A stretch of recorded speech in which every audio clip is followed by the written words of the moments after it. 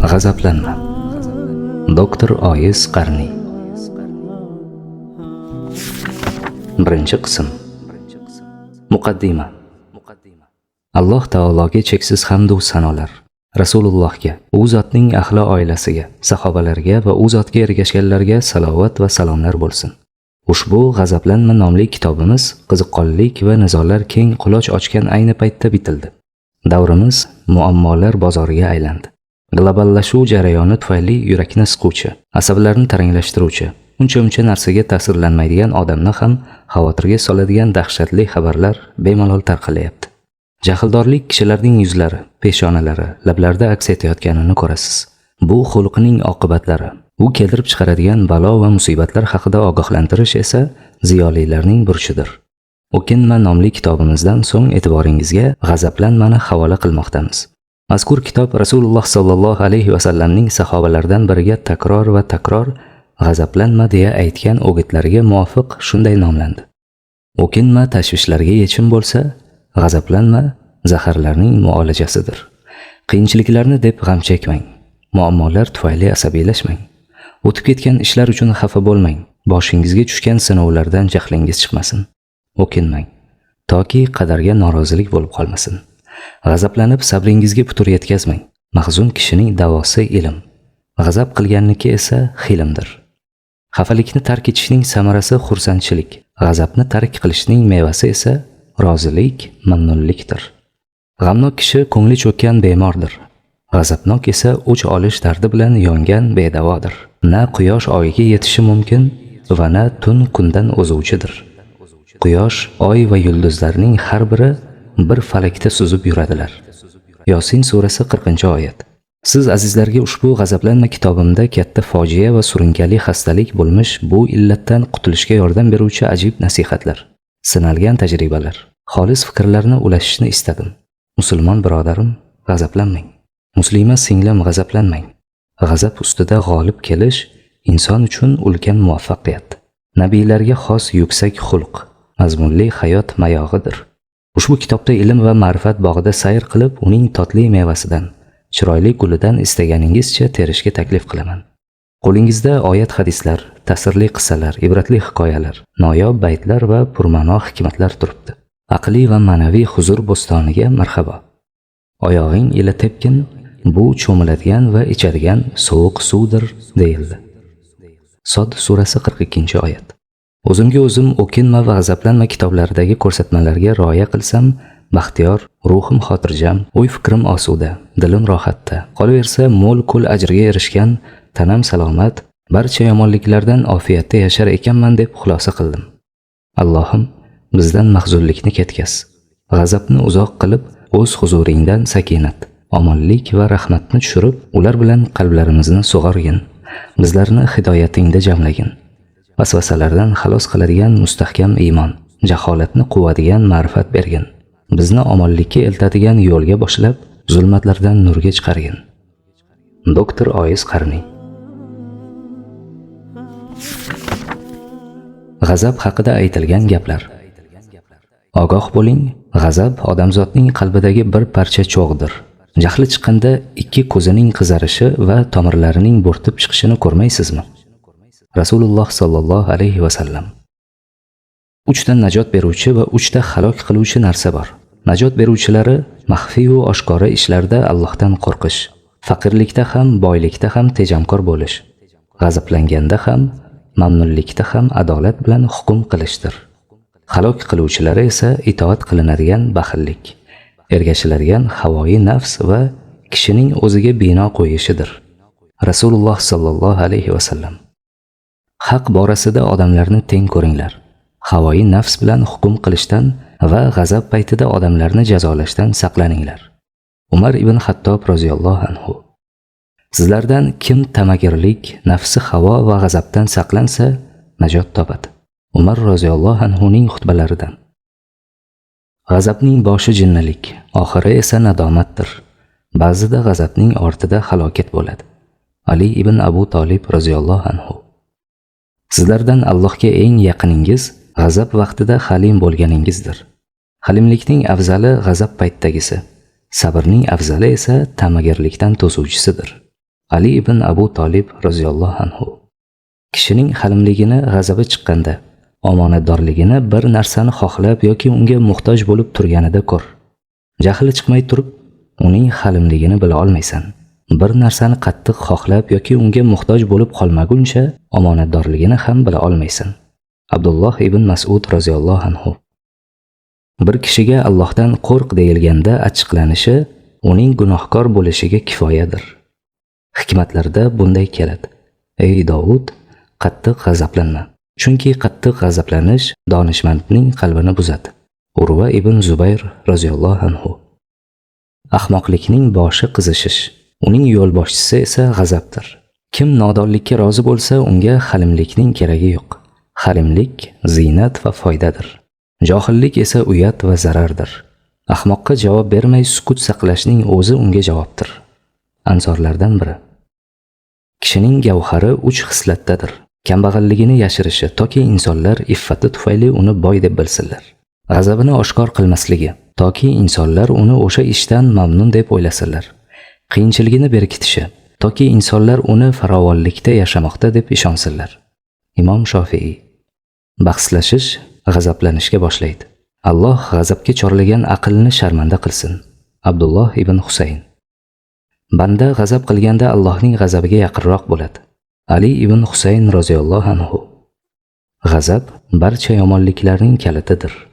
Ja'far ibn Muhammad. Umar ibn Abdulaziz qo'l ostidagi hokimga aytgan gapi: Jahling chiqqan vaqtda birovni jazolama. Agar biror kishidan jahling chiqsa, uni qamab qo'y. G'azabing bosilganda uni hibsdan bo'shatib, jinoyatiga yarasha jazo bergin. Jazoni 15 darradan oshirmagin. Iblis aytadi: Odam farzandi 3 ta narsada meni ojiz qoldirmagan va bundan keyin ham ojiz qoldira olmaydi. Agar biri mast bo'lsa, burnidan tutib uni xohlagan tomonga yetaklaymiz. U esa istaganimizni bajaradi. Agar g'azablansa, bilmagan narsasini aytadi va nadomatiga sabab bo'ladigan ishlarni qiladi. Uni o'z qo'lidagi narsaga baxil, o'zi qodir bo'lmagan narsalarga esa orzumand qilib qo'yamiz. Mujohid rahimahulloh. Sizlardan oldin o'tgan bir kishi g'azablansa, qattiq g'azab qilar edi. Shunda 3 ta qog'ozga 3 narsa yozib, har birini bittadan odamga berdi. Birinchi kishiga: Agar g'azabim kuchaysa, turib mana shu varaqni menga uzatgin dedi. Unda: Qizishma, sen kimsanki bunga jahl qilasan? Sen Xudo emassan. Yaqinda tanasi chirib, bir qismi boshqa qismiga aralashib ketadigan insonsan xolos, degan so'zlar bor edi. Ikkinchi kishiga: Jahlimdan biroz tushganimdan keyin menga bu qog'ozni ber dedi. Bu qog'ozda yerdagilarga rahm qil, osmondagi zot senga rahm qiladi deb yozilgan edi. Uchinchi kishiga: G'azabim ketgach, menga mana bu qog'ozni bergin deb bir varaqni uzatdi. Unda shunday deyilgan edi: Odamlarni Allohning kitobiga undagin, chunki faqat mana shu ularga foyda beradi. 3 kimsani faqat 3 o'rinda bilish mumkin. Halimni g'azabi kelgan vaqtda, shijoatli kishini urushda raqibga yo'liqqan vaqtida, birodaringni unga ishing tushganda. Luqmon Hakim. Xalifa Abu Hanifa rahimahullohga qozilikni taklif etganida shunday javob bergan ekan: Allohdan qo'rqin. Bu omonatni ham Allohdan qo'rqadigan kimsagagina topshirgin. Men rozilik paytimda ishonchli odam emasman, u qanday qilib g'azab qilgan vaqtimda ishonchli bo'la olaman? Imom Abu Hanifa. Kimga biror narsaga quvvat va iste'dod berilsa, uni o'sha ishga sarf qilish unga rohat bag'ishlaydi. Agar kishida g'azab va tajovuzkorlik quvvati bo'lsa, o'sha quvvatning lazzatini uni tegishli joyga sarflash bilan topadi. Abu Abdulloh ibn Abu Bakr. Do'zaxga odamlar 3 eshikdan kiradi. Allohning dinida shakni keltirib chiqargan shubha eshigidan, Allohning toati va roziligidan havoi nafsni ustun qo'yishga sabab bo'lgan shahvat eshigidan va bandalarga adovat qilishga sabab bo'ladigan g'azab eshigidan. Abu Abdulloh ibn Abu Bakr. Bir kishi bilan do'stlashmoqchi bo'lsangiz, avval uning jahlini chiqarib ko'ring. Shunda ham sizga insof bilan muomala qilsa yaxshi. Aks holda undan ehtiyot bo'ling. Ahnaf ibn Qays. Vahb ibn Munabbihdan bunday rivoyat qilinadi. Bir rohib ibodatxonasida edi. Shayton uni adashtirmoqchi bo'ldi, lekin eplay olmadi. Shayton uning oldiga kelib unga och dedi. Rohib javob bermadi. Men Iso Masihman dedi shayton. Rohib: Agar Masih bo'lsang, seni nima qilaman? O'zing bizni ibodat va jiddiy jahd qilishga buyurib, bizlarga qiyomat va'dasini bergansan. Agar bugun boshqacha xabar olib kelgan bo'lsang, sendan uni qabul qilmaymiz dedi. Shunda men shaytonman. Seni adashtirmoqchi edim, qo'limdan kelmadi. Oldinga keldim. Mendan istagan savolingni so'ra, javob beraman dedi. Sendan biror narsa so'rashni xohlamayman dedi rohib. Keyin ortiga o'girilib ketdi. So'ng rohib uning taklifiga ko'nib, "Eshityapsanmi?" dedi. "Ha, eshityapman" dedi shayton. "Menga aytchi, odamzodning o'zining ziddiga qilgan qaysi ishlari senga ko'proq qo'l keladi?" dedi. Shayton: "Tezoblik, ya'ni jahldorlik. Agar inson tezob, ya'ni achchig'i tez chiqadigan bo'lsa, biz uni bolalar ko'ptokni o'ynatgani kabi o'ynatamiz", deya javob qildi. Hikmatlarda o'qidimki, kufrning 4 ta ustuni bor: g'azab, shahvat, tamagirlik va qo'rqoqlik. Vahb ibn Munabbih: ko'pchilik johillarning jahldor ekaniga eng katta sabab ular g'azabni shijoat, mardlik, izzat nafs va oliy himmatlik deya nomlab olganlaridir. Imom G'azoliy. Abdulloh ibn Muborakka bizga chiroyli xulqni bir og'iz so'z bilan ta'riflab bering deyishdi. U g'azabni tark qilish deya javob berdi. Musulmonlik alomatlari quyidagilar: dinda quvvatli bo'lish, yumshoqlik bilan qat'iy bo'lish, iymoni mustahkam mo'min bo'lish, halimlik bilan olim bo'lish, xushmuomalalik bilan ziyrak bo'lish, haqni o'z o'rniga sarflash, mo'lchilikda ham tejamkorlik, muhtojlikda ham o'zini boydek tutish, yomonlikka qodir bo'la turib yaxshilik qilish, do'stidan yetgan aziyatlarga chidash, qiyinchilik paytida ham sabr qilishdir. Musulmon g'azabga, g'ururga va shahvatga yengilmaydi. Ochko'zlik uni sharmanda qilmaydi. Xohish istaklari uni obro'sizlantirmaydi. Mazlumga yordam, zaifga rahm qiladi. Baxillik qilmaydi. Isrofga ham yo'l qo'ymaydi. Zulm qilganni kechiradi, johilni avf etadi. O'z nafsini qiynaydi, odamlarga yengillik beradi. Hasan Basri. Abdulloh ibn Avun. Imom Zahabiy u kishi haqida namuna bo'ladigan imomlardan deb aytgan: agar biror kishidan jahli chiqsa, Alloh senga baraka bersin der edi. Uning bir qadrli tuyasi bor edi. Xizmatkori tuyani urganda tuyaning ko'zi oqib tushdi. Odamlar agar Ibn Avun g'azab qilmay yurgan bo'lsa ham, shu bugun aniq g'azablanadi deyishdi. Ibn Avun o'sha xizmatkoriga Alloh seni mag'firat qilsin dedi va Alloh roziligi uchun uni ozod qilib yubordi. G'azab sukut saqlash bilan ketadi. Davud Antokiy. Men Vahb ibn Munabbih bilan o'tirgan edim. Bir kishi uning oldiga kelib, "Men falonchining oldidan o'tdim. U sizni haqoratlayotgan edi" dedi. Vahb ibn Munabbihning jahli chiqdi va g'azab bilan "Shayton sendan boshqa elchini topa olmabdimi?" dedi. Uning huzuridan turmasimdan haligi haqorat qilgan kimsaning o'zi kelib qoldi. Vahbga salom berdi. Vahb alik olib u bilan qo'l berib ko'rishdi va yoniga o'tqizdi. Fazl ibn Abu Ayyoshning mavlosi. Bir kishining g'azabini ko'rmaguningcha halimligiga, biror narsaga ehtiyoji tushmagunicha omonatdorligiga havas qilma.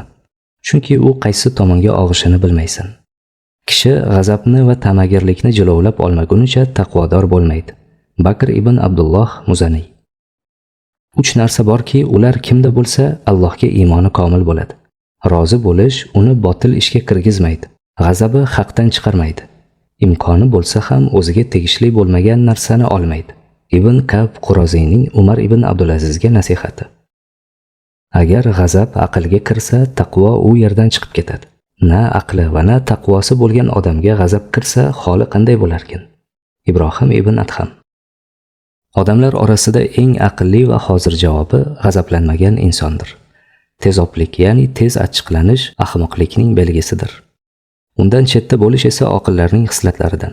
Oqil kishiga havoyi nafsi xush ko'rmagan bir narsa yetganda Robbiga ko'p bor itoatsizlik qilganlarini, Alloh taolo esa unga doimo halimlik ko'rsatganini eslasin. So'ngra g'azabini yengib, oqil kishilarga noloyiq bo'lgan xatti-harakatlardan chetlansin. Shu bilan birga sabr qilib, g'azabini jilovlash oxiratda ko'plab savoblarga yetkazishini ham yodda tutsin. Donishmandlar bir ovozdan g'azab kelganida aql ketishini aytib, agar g'azabning shundan boshqa kamchiligi bo'lmagan taqdirda ham shuning o'zi shaxsni undan qutulishga intilishini taqozo etar edi deyishgan. Abu Xotim Bustiy. Tez keladigan g'azabning aqlga yetkazadigan zarari olovning quruq shox-shabbaga beradigan zarardan kattaroqdir. Chunki kim g'azablansa, aqli ketadi. So'ng nafsi unga nimani buyursa, shuni qiladi va o'ziga yarashmagan ishlarni bajaradi. Abu Xotim Bustiy. Banda bag'ritoshlikdan ko'ra kattaroq uqubatga uchramaydi. Agar Alloh taolo bir qavmga g'azab qilsa, ularning qalbidan mehr shafqatni sug'urib oladi. Molik ibn Dinor bir tabibdan dono kishining donoligini qanday bilsa bo'ladi deb so'raldi. Tabib aql zakovatidan g'ururlanib ketmaydi. Birov jahlini chiqarsa yoki tanqid qilsa, g'azabdan o'zini yo'qotib qo'ymaydi. Ko'ngilxushlik va dimoqdorlikka aralashmaydi dedi. Yana so'raldi. Dono kishi nimalardan ehtiyot bo'lishi kerak? Donishmand qudratli dushmandan, tashvish keltiruvchi do'stdan va g'azabnok sultondan deya javob qildi. Yana aytdi. G'azabing ikkita daraja o'rtasida bo'lsin. O'ta shiddatli va qo'pol ham emas, o'ta zaif va sust ham emas. Chunki birinchisi yirtqichlarning, keyingisi esa yosh bolaning xulqidir. Kim o'zining kamchiligini tuzatsa, hasad qiluvchining burnini yerga ishqalabdi. Kim o'z g'azabiga tobe bo'lsa, odobini zoya qilibdi. Donishmandlardan biri. Har qanday inson g'azablanishi mumkin. Bu oson ish, lekin haqli insonga nisbatan kerakli darajada, o'rinli paytda, arzirli sabab uchun va munosib tarzda g'azab qilish oson ish emas. Kim o'z shahvatiga va g'azabiga bo'ysunsa, bu ikkisi uni do'zaxga boshlaydi. G'azabdan saqlan, chunki u seni kechirim so'rash xorligiga olib boradi. Bir hakimga falonchi o'zini shunchalar iroda qila oladiki, asti qo'yavering deyildi. Hakim dedi: demak, shahvati uni xor qilmaydi. Havoyi nafsi oyog'idan chalmaydi. G'azabi unga g'olib kelmaydi. Haysama aytdi. Shayton bunday dedi: odamzod meni qanday mag'lub qilsin? Xushnud bo'lsa qalbiga borib o'rnashaman. G'azablansa uchib boshiga chiqaman. G'azablangan paytimda jahlimdan tushgandan keyin afsuslanadigan gapni hech qachon gapirmadim. Donishmandlardan biri. Bolajonim, g'azab vaqtida aql ishlamaydi. Odamlarning eng kam g'azablanadigan ularning eng aqllisidir. G'azabdan saqlaninglar, chunki u sabur, ya'ni aloy asalning ta'mini buzganidek iymonga zarar yetkazadi. G'azab aqlning dushmanidir. G'azabning haqiqati. Bilingki, Alloh taolo insonni o'zidagi va atrofidagi sabablar bilan o'lim va xatarlarga yuzma-yuz qildi. Shu bilan birga unga o'sha xatardan himoyalanadigan vositalarni ham in'om etdi. Ana shu vositalar Alloh taolo yozib qo'ygan ajal kelgunicha insondan o'limni daf qilib turadi. Insonning o'zidagi sabablar haqida so'z ketganda Alloh taolo insonni harorat va namlikdan tarkib toptirgan. Harorat va namlik o'rtasida qarama-qarshilik va adovat bor. Harorat doimo namlikni quritib, bug'latib yuborish payida bo'ladi, toki namlikning bir qismlari bug' bo'lib inson tanasini butunlay tark etsin. Yo'qotilgan miqdorning o'rnini to'ldiradigan ozuqaviy madad namlikka muttasil ravishda yetib turmasa, inson halok bo'ladi. Shuning uchun Alloh taolo insonning tanasiga mos keladigan ozuqalarni va uni taomlanishga undaydigan ishtahani yaratdi. Ushbu xohish odam tanasidagi bo'shliqlarni to'ldirish uchun mas'ul qilingan. Shu sababli u insonni halok bo'lishdan saqlaydi. Kishini halok qilishi mumkin bo'lgan tashqi omillar ham bor. Masalan, qilich, tig' va shu kabi narsalar orqali insonga qasddan zarar yetkazilishi mumkin. Shuning uchun ham u o'z ichidan otilib chiqadigan va uni halokatlardan himoya qiladigan kuch-quvvatga muhtoj. Alloh taolo g'azablanish xususiyatini olovdan yaratib, uni insonning ichiga joyladi. Ko'zlagan maqsadiga yeta olmagan vaqtida uning ichidagi g'azab olovi yonib, kuchli alangaga aylanadi. So'ng bu olov yurakdagi qonni aylanishini tezlashtirib, uni tomirlar bo'ylab haydaydi. Keyin xuddi olov yoki qozonda qaynayotgan suv tepaga ko'tarilgani kabi qon tananing yuqori qismiga ko'tariladi. Kishining yuzi va ko'zlari qizaradi. Xuddi shisha idish ichidagi narsaning rangini aks ettirgani kabi yuzning tiniq rangi uning ortidagi qonning qizilligini ko'rsatadi. Inson o'zidan quyi odamga g'azablanib, unga qarshi qudrati yetarli ekanini his etganda qon tana bo'ylab yoyiladi. Agar o'zidan yuqori odamga nisbatan g'azab paydo bo'lib, undan intiqom olishga ko'zi yetmasa, qon tananing yuza qismidan, ya'ni teridan markazga, ya'ni yurak tomon qocha boshlaydi. Shunda u mahzun bo'lib, terisining rangi sarg'ayib qoladi. Agar kishi o'zidan zaif ham, kuchli ham bo'lmagan kishidan jahli chiqsa, uning qoni tana bo'ylab yoyilishi yoki tananing yuzasidan ichkariga qochish o'rtasida ikkilanib qoladi. Shu sababli terisi ba'zan sarg'ish, ba'zan qizg'ish, ba'zan ikkisining orasidagi bir tusga kiradi. Umuman olganda g'azab quvvatining o'rni qalbdir. Buning ma'nosi o'ch olish istagi bilan qalbdagi qonning qaynashidir. Mazkur quvvat qo'zg'algach, aziyatlar hali yuzaga kelmay turib, ularni daf qilish yoki yuzaga kelgan aziyatlar uchun qasos olishga kirishadi. O'ch olish g'azab quvvatining sevimli va lazzatbaxsh ozuqasidir. u faqat shu bilan taskin topadi. G'azab bilan suhbat. Ushbu xayoliy suhbat ikki qahramon, inson va g'azab o'rtasida bo'lib o'tadi. Suhbatni bu tarzda keltirishdan maqsad g'azabning asl tabiatini anglashga urinishdir.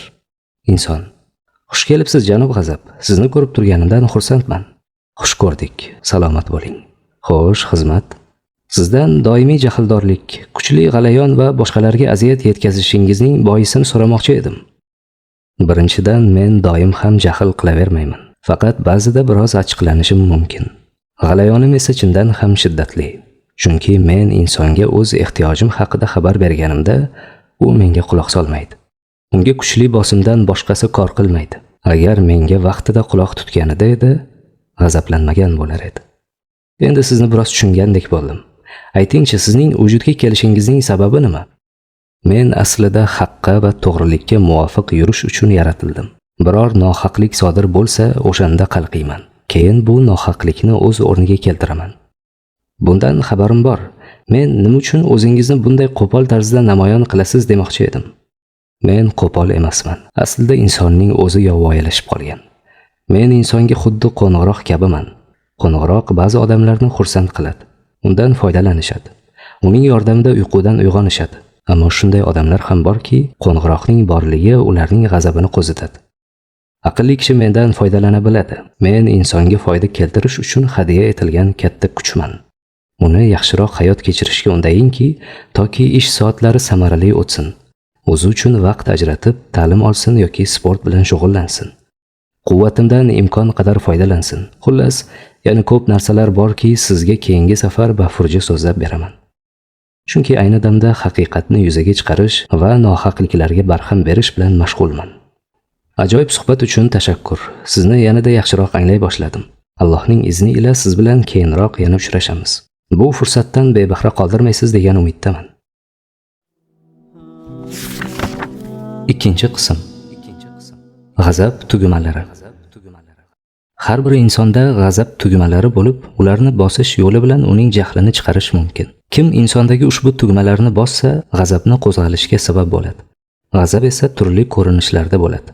Vulqon kabi otilib chiquvchi g'azab, nafrat g'azabi, intiqom g'azabi, anduhli g'azab, yashirin g'azab hamda til bilan ifodalanadigan g'azab.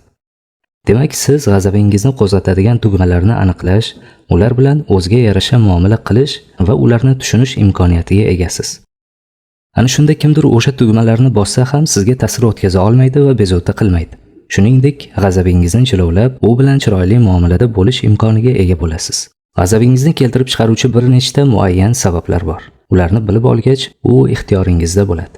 Qachon g'azab qilishingizni yaxshi bilasiz va hech kim g'azab tugmalaringizni sizdan beruxsat bosa olmaydi. Bosgan taqdirda ham uni e'tiborsiz qoldira olasiz.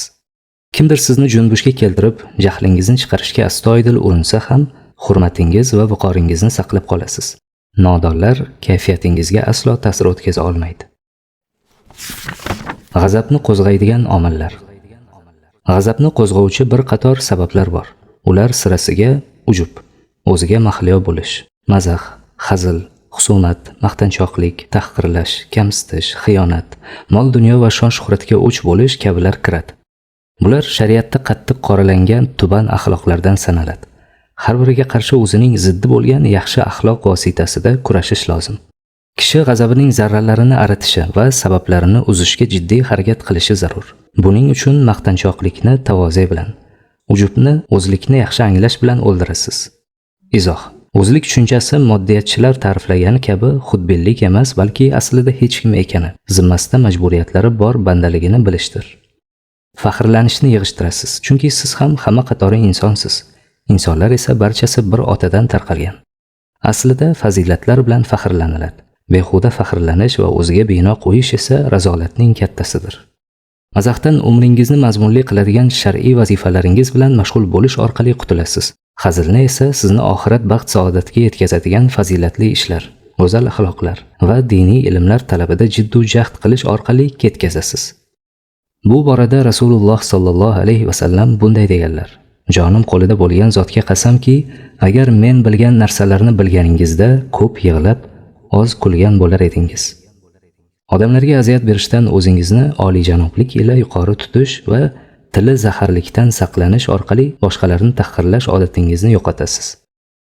Ochko'zlikni esa hayotning achchiq chuchugiga sabr qilish, zaruriy narsalar bilangina cheklanib, boriga qanoatli bo'lish orqali daf etasiz. Shunda behojatlik ila hurmatga erishib, muhtojlik xorligidan o'zingizni yuqori saqlagan bo'lasiz. Yuqorida sanalgan har bir salbiy xulq va sifatlarni muolaja qilish uchun qiyinchiliklarga qaramay astoydil harakat qilish kerak.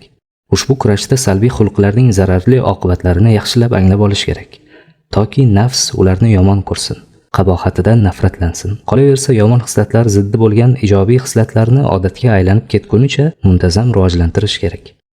Nafsdan yomon xulqlarni o'chirib yuborish bilan uni razolatlardan poklash mumkin. Shu bilan birga ularning ortidan keluvchi g'azabdan ham xalos bo'ladi. Aksar johillarning ko'p g'azablanishiga asosiy sabab g'azabni shijoat va izzat nafs deb nomlab olganlaridir. G'azabning darajalari.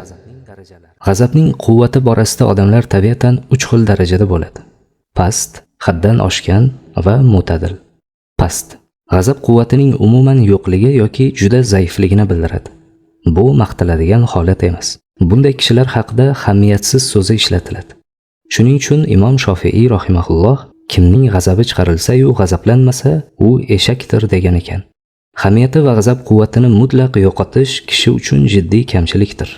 Haddan oshish darajasi esa g'azabning mutlaq hukmron bo'lib, aql va din boshqaruvidan chiqib ketishidir. Bunday paytda kishida na aql, na fikrlash va na ixtiyor qoladi. Erki qo'lidan chiqadi. G'azabning g'olib kelishiga sabab kishining odat va xulq-atvoriga bog'liq bo'lishi ham mumkin. Balki u tabiatan jahli burnining uchida turadigan toifadandir. Shu darajadaki hatto odatiy yuz ifodasida ham g'azabnok kishining surati aks etadi. Qolaversa qalbning issiq mijozli ekani ham bunga turtki bo'ladi. Zero g'azab Nabiy sollallohu alayhi va sallam aytganlaridek olovdan yaratilgan. Sovuq mijozlilar esa g'azab olovini so'ndiradi.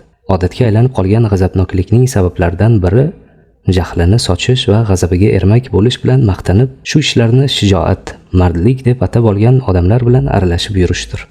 Ulardan biri kimdir menga nisbatan makr hiyla qilishiga sabr qila olmayman, bunga aslo jim qarab tura olmayman deydi. Buning ma'nosi menda aql ham, hilim ham yo'qdir degani. Ammo shu kimsa johilligi tufayli bu holatni faxr bilan tilga oladi. Uning so'zini eshitgan odam g'azabga ijobiy tushuncha sifatida qaray boshlaydi. So'ng qalbida atrofidagilarni taqlid qilishga bo'lgan ishtiyoq uyg'onadi. Natijada g'azabi kuchayadi. G'azab olovi qancha kuchaygan sari egasini ko'r, har qanday nasihatni eshitishdan kar qiladi. Hatto pand nasihat battar uning achchig'ini chiqaradi. Aqlini ishlatishni va o'ziga kelishni istasa ham uddalay olmaydi. Chunki o'sha holatda aql nurini g'azab tutuni o'rab oladi. Tafakkurning o'chog'i miyadir. G'azab kuchaygan paytida yurakdagi qaynoq qon bilan birga ko'tarilib, miyaga zulmat tutuni kirib boradi va miyamizning fikrlash markazini egallab oladi. Gohida u nafaqat tafakkur, balki hissiyotlar markaziga ham o'tib ketadi. So'ng ko'z nurini ham ketkazadi. Kishining ko'zlariga butun dunyo qorong'u bo'ladi. Jahli chiqqan insonning miyasini xuddi ichida yong'in chiqqan g'orga qiyoslash mumkin. Havo qoramtir tusga kirgan, g'or ichi esa qizigandan qiziyapti. Uning atrofi tutunga to'lgan, ichida esa so'nish arafasidagi juda xira bir yorug'lik miltiraydi. Bunday joyda oyoqda tik tura olmaysiz. Biror so'z qulog'ingizga kirmaydi, hech narsa ko'zingizga ko'rinmaydi. Lovullagan alangani na ichkaridan va na tashqaridan o'chirish imkonsiz. Endi yonadigan hamma narsa yonib bitgunicha sabr qilishdan boshqa chora yo'q. G'azabni mo'tadil suratda saqlash Alloh taolo bandalariga buyurgan to'g'ri yo'l va Rasululloh sallallohu alayhi va sallam aytganlaridek o'rta darajadir. U zot sallallohu alayhi va sallam ishlarning eng yaxshisi o'rtachasidir deganlar. Noo'rin zulm yoki tahqirlashga uchraganda o'zini ojiz va nochor his qiladigan darajada g'azabiga putur yetgan kishi muolajaga muhtojdir. G'azabining quvvatini oshirib, mo'tadil holga chiqarishi kerak. Kimningdir g'azabi haddan oshishga moyil bo'lib, o'zini tuta olmaslik va qabih ishlarga qo'l urishgacha sudraydigan bo'lsa-chi, bunday kishi ham nafsini muolaja qilishi, ikki daraja o'rtasidagi oraliqda qoyim bo'lish uchun g'azabining shiddatini pasaytirishi lozim. Mana shu eng to'g'ri yo'ldir. Lekin bu yo'l qildan ingichka, tig'dan o'tkirdir. Kimning bu oltin oraliqda turishga kuchi yetmasa, hech bo'lmaganda unga yaqinlashish harakatida bo'lsin. Alloh taolo aytadi: har qancha istasangiz ham xotinlaringiz o'rtasida adolatli, hammasiga bir xil munosabatda bo'la olmaysiz. Bas biriga butunlay berilib ketib, ikkinchisini muallaq holda tashlab qo'ymangiz. Niso surasi 129-oyat. Barcha yaxshiliklarni qilish qo'lidan kelmaydigan kishi to'liq yomonlik tomoniga o'tib ketishi shart emas. Zero ba'zi yomonliklar ba'zilaridan yengilroq, ba'zi yaxshiliklar esa boshqalardan yuqoriroqdir. G'azabning turlari. G'azabning bir qancha turlari bo'lib, ulardan eng xatarlisi uning natijasida qilingan xatti-harakatdan keyin nadomat chekishga fursat qolmaydi. Jahli chiqqan paytida sodir etganlari sabab va bu sababni anglashga ham ulgurmasdan o'lib ketgan odamlar bor. G'azabning mana shu turidan ehtiyot bo'ling. Yana oddiy g'azab ham bor. Undan nafsingizni jilovlagan va salomat holda o'tib keta olasiz. Aqlingizni sog'lom xatti-harakat qilish doirasidan chiqaradigan kuchli g'azab ham bor. Bu ham qoralangan g'azab bo'lib, uning oxiri pushaymonlikdir. Aqldan ozdiruvchi telbalarcha g'azab ham bor. U sizni shunday ishlarga boshlaydiki, qanchalik xatarli ishga qadam qo'yganingizni anglab yetmasingizdan sizni xonavayron qiladi. Hatto pushaymon qilishga ham ulgurmaysiz. Bundan tashqari inson o'zining tabiati va dinga to'g'ri kelmaydigan biror munkar ish yuzaga kelganda g'azablanadi. Ushbu g'azab paytida insonning xatti-harakati shar'iy chegaralar va aql doirasida bo'ladi. Bulardan tashqariga chiqmaydi. G'azabning xatari. G'azab istalgan vaqtda bizni halok qilishi mumkin. Yengil shabada ham ularni osongina larzaga keltiradigan shaxslar g'azabdan qutulishga hatto urinib ko'rmasliklari naqadar achinarli. Hozir butun dunyoda saraton xastaligiga qarshi kurashish uchun ko'plab shifoxonalar safarbar etilgan. Qanchadan qancha mablag'lar sarflanyapti. Vaholanki g'azablanish tufayli paydo bo'ladigan tromb va tomir tortishishlari o'limga saratondan ko'ra ko'proq sabab bo'ladi. Shunga qaramasdan g'azabning xavfiga saraton kasalligi kabi e'tibor qaratilmayapti. Dale Carnegie bunday deydi: G'azab insonning boshiga keladigan eng katta darddir, lekin insonlar uni davolash haqida bosh qotirmaydi. Bizda g'azablanma deb nomlangan shifoxonalar bo'lishini istardim.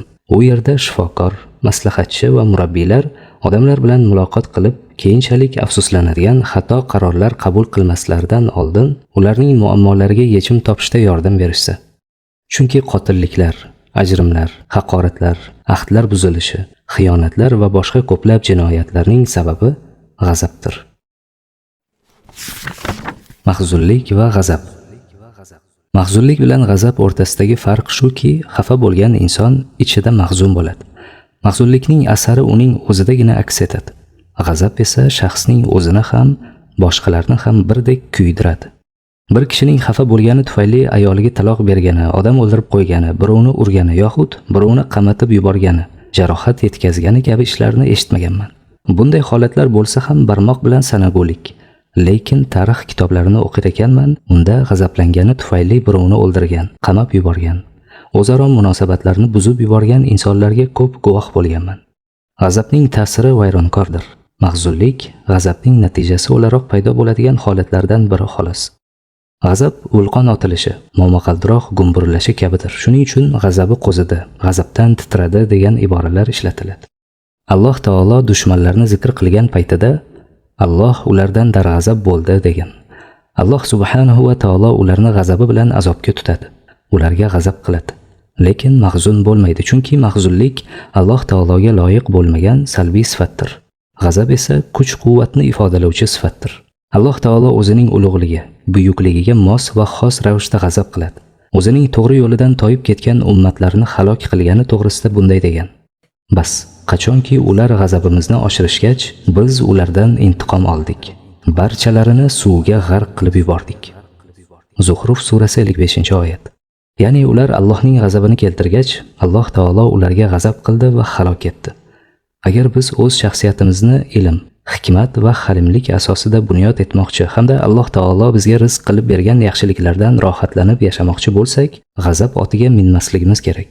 Chunki g'azab bilan na lazzatli taom, na ichimliklar, na ko'rkam liboslar va na shinam uy-joylardan zavqlana olamiz. Agar g'azab qiluvchi baland minoraning ustiga chiqsa, u atrofidagi havoni ham zaharlaydi. U xuddi tanadagi zardob kabidir. Xotirjam, hayotdan mamnun kishi esa garchi oddiy kulbada yashasa ham hayotdan zavq tuya oladi. G'arbliklardan birining bunday deganini o'qigandim. Tinchlik, xotirjamlik bilan arpaning noni ham naqadar totli. Urush janjal bilan butun qo'zidan tayyorlangan taom ham tatimaydi. Zero bunday o'rinlar g'azab va baqir-chaqirlar joyi hisoblanadi. Bu olamda hech narsani o'zgartira olmasligimizni qachon anglab yeta olamiz? Har bir narsa Alloh taoloning qazo va qadari bilan bo'ladi. Qazo va qadar esa xil qilib bo'lingan. Biz o'zimizcha asabiylashamiz, g'azablanamiz, tortishamiz, lekin borliqdagi biror zarrani o'zgartira olmaymiz. Tinchlanib, xotirjam bo'lib, go'zallikni his qila boshlaganimizda quyoshning jozibasi va nurini ko'ramiz. Quyosh nurlari ilohiy fayz bilan bizni yuvayotgani tasavvurimizda gavdalanadi. Quyoshning shu'lalariga boqib o'zimizni xuddi u yuborayotgan zarrin ipak tolalarini qabul qilib olayotgandek his qilamiz. Aytishlaricha, g'azabni tark qilganda o'zingizda mavjud bo'lgan ne'matlardan bahra olar ekansiz. O'shanda Alloh taoloning har bir ne'matiga hamd va sano aytamiz. Zero bizga ato etilgan ne'matlarning son sanog'i yo'q. Alloh taolo o'z kalomida agar Allohning ne'matlarini sanasangiz, sanog'iga yeta olmaysiz, deya marhamat qilgan. Nahl surasi 18-oyat. Ammo doimiy jahli chiqqan, o'zini bosa olmaydigan, g'azabdan titrab, asabi tarang bo'lgan kishilar ushbu ne'matlardan bahramandlik hissidan mahrumdir. Jahli chiqqan kishi xuddi tomorqaga bostirib kirgan ho'kiz kabidir. U hamma yerni payxon qilib, yo'lida uchragan bor narsani yanchib tashlaydi. Tomorqadagi ekinlarni xuddi chaynalgan xashakka o'xshatib qo'yadi. Jahli chiqqan kishi xuddi o'ljasiga tashlanib, go'shtini g'ajiydigan sherga o'xshaydi.